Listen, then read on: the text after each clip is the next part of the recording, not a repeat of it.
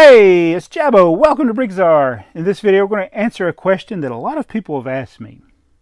Can you even make money on BrickLink? Absolutely not. Why bother? See you guys. That was an easy video. So that's not really the video. So, welcome to my channel. I'm Jabbo, and this is part of my BrickLink store. We're just in the back corner of it here. It's not really that big. I have 5,100 and something drawers. I got a couple hundred boxes or more, and some binders with stickers in them. I got a couple of boxes and filing cabinets with instructions and other things that don't sell. But you know, I've been asked that question for the whole time I've been doing YouTube. Can you even make money? Why are you wasting your time? I don't believe that you make money. And I would say the vast majority of them come from a negative place, like anything I've said they don't believe. And so then why ask the question? And then there are some that I think they're genuine questions, like, hey, is this something I can do?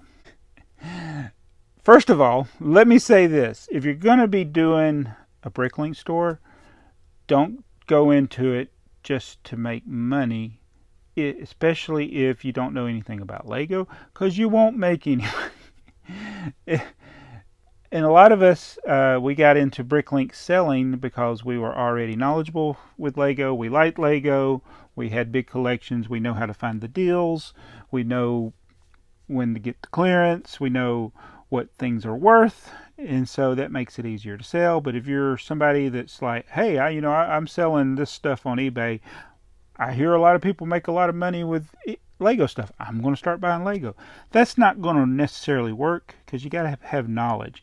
It's like if I went into start buying other types of collectibles, I wouldn't even know where to start. Things that I'm not interested in, or even antiques. Or I hit that drawer. I gotta close this other drawer. I noticed this was open when I started. I forgot to close it. But I know Lego because I've dealt with it. This is a bad place for me to stand. I've been dealing with it my whole life, so I'm familiar with it. So I enjoy it. So that I have advantages that way. But if you're just coming in just to make money, no, it's going to be harder for you. And so the short answer to the question is not no, it's actually yes. Yes, you can make money. Some people have made it their career.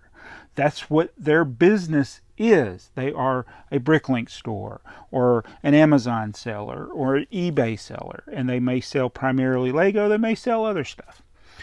In BrickLink, you can only sell Lego related items, but on eBay you can sell whatever you want, including Lego. And in fact, a lot of people that sell in their BrickLink store also sell Lego on eBay or Amazon, because you get higher prices for minifigures on those sites. But that's not something I've really interested in. Now, I could do a video showing you what I've taken in. That's not a true measure of what you've made, your profit. Let's say I sell $10,000 worth of Lego this year. That doesn't mean I made $10,000, because you have what you paid for the Lego originally. You have all the other expenses that go with that, which include bags, shipping products. And I got a haul that I'm going to be doing, and the seller has like a $3.50 handling charge. And I was thinking, that's kind of high. And it came in, oh, let me show you what it came in. Priority mail envelope. You know how much the priority mail envelope is? Yeah, they're free. So, and I'm like, that can go into a whole nother thing, but handling charge, and they did give me half of the handling charge, but still, it's like, I don't charge any handling charge. The postage may be a little more than what the actual postage is. But I don't see we're charging dollars upon dollars more than what the actual postage is, because it should be included in the price, the handling, the price of the bricks that you're buying. But that, like I said, that's a whole nother other topic or video that I could do. But as far as making money, yeah, you got to consider all those expenses, and some people add them in as handling charges. I charge the buyer the shipping charges, which are automatically calculated. I've had a couple here last week where it overcharged them by a lot, so I refunded them the overcharge. But it's like normally it's pretty close to what the actual shipping is. Sometimes it charges too little, but I don't say, hey, you need to pay me more. No, whatever they charged at checkout, that's what they're charged. So let's say, okay, I sold 10,000, but how much did I invest in that? How much money went into that? So when we talk about part out value, so if you got a 2-to-1 part out value, that means what you're selling is twice what you paid for it.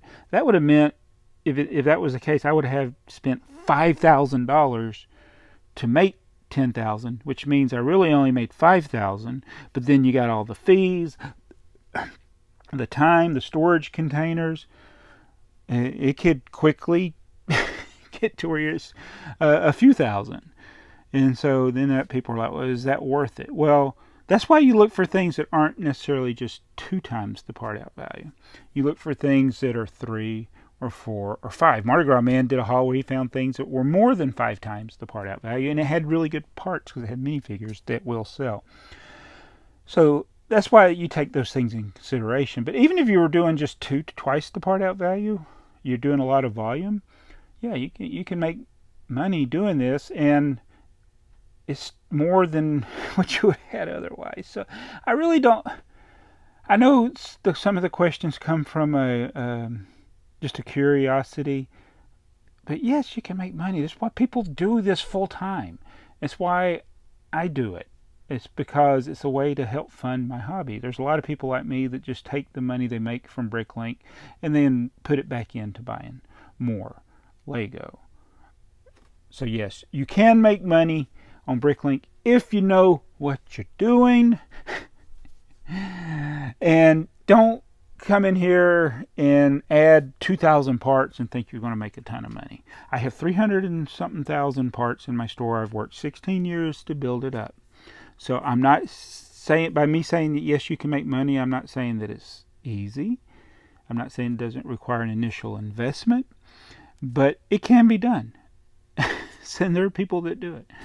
But it's like I said many, many times, don't buy anything for your BrickLink store that you don't personally want at some point, unless you've just grown your store so big that it doesn't matter. But if you're starting out and you're putting all this stuff in your BrickLink store and it fails, then you're going to have a lot of parts that you don't want.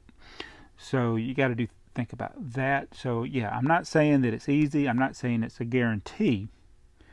But it was like when I started the BrickLink store, I didn't care if I sold anything. I had stuff, like when I had sealed sets, I had them at high prices because I wasn't really interested in selling them until they got to those prices, and quite often they did. That's how I lost my Emerald Knights. I had them at more than twice what I paid for them in my BrickLink store, and that thing retired pretty quick, and I wasn't watching, and I wasn't prepared, and I sold them, and I shouldn't have sold them because they go for probably 3 times what I sold them, which was more than twice what I paid for them. So, yeah, the BrickLink store for me was a placeholder for things that I wasn't using at the time, and then I just gradually started adding the parts. And then once I got to a certain size, I was like, oh, I can make it bigger and bigger and bigger. And then I just got to the point where I actually had it bigger, and then I downsized it a little bit. I let some lots sell out. The overflow that I had, I just kind of did away with. I had hundreds of locations that were just overflow. Got rid of all that. Now I just try to keep the drawers full. If I get a bunch of empty drawers, I don't worry about it too much. When they start to pile up, I'll go get some things to part out that I'll put in there. But it's nice having the BrickLink store because I get this steady income. And the IRS becomes aware of it because you make so much that they the forms you have to report to the IRS. But you can claim those tax deductions, which can help you recoup some of the expenses. Basically, when you don't pay, you're going to have to pay tax. That's the other thing I didn't include at the beginning. Is like you profit, you have to pay taxes on your profit, but you can write off your expenses to a certain amount or whatever's legal. Contact your tax advisor for that. So there's a lot of things that go into can you make money, but I'm just kind of over it now. I've sold so much on this site. Yeah. Probably could have bought a house. So I guess I thought about doing my haul separately, but this isn't really that much. I got a BrickLink order and an eBay mistake. This is something I saw. I needed this for my 1978 collection, and then I bid on it, and because of the low price, and then I was like, oh, criminy. It's basically an empty box.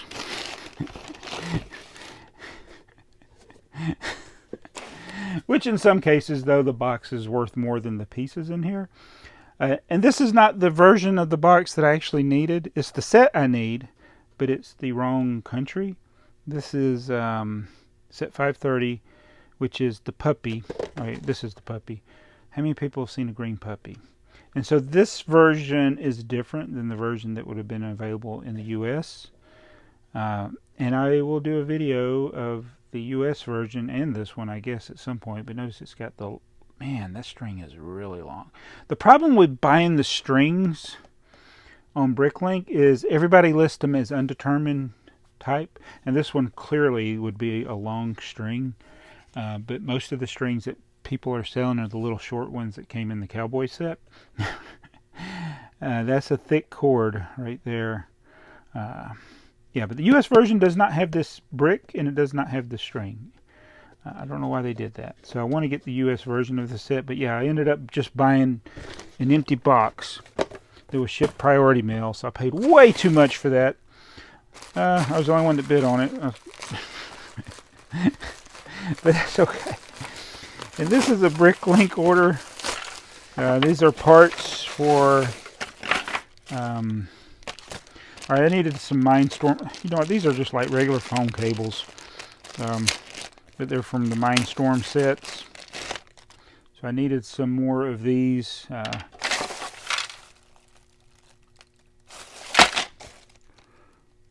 One, two. Huh.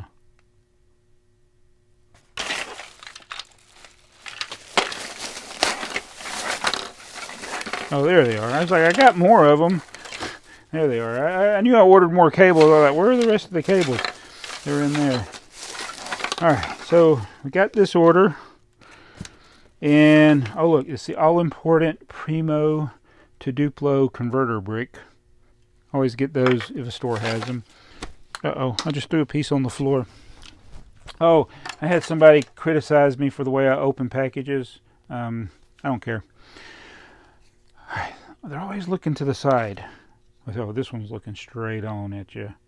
Ooh. Just love these creepy Duplo figures. No matter which way he turns, he's looking to the side.